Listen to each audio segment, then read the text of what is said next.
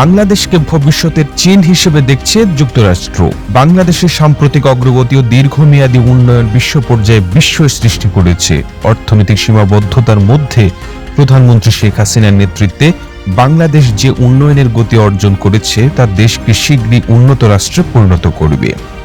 2041 সালকে সামনে রেখে সেই লক্ষ্যে কাজ করছে আওয়ামী লীগ সরকার।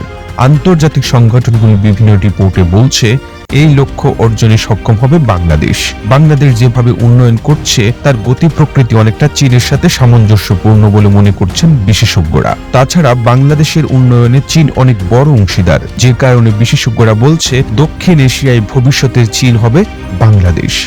বাংলাদেশের এই চীন হয়ে ওঠার বিষয়টি ভালোভাবে গ্রহণ করছে না যুক্তরাষ্ট্র।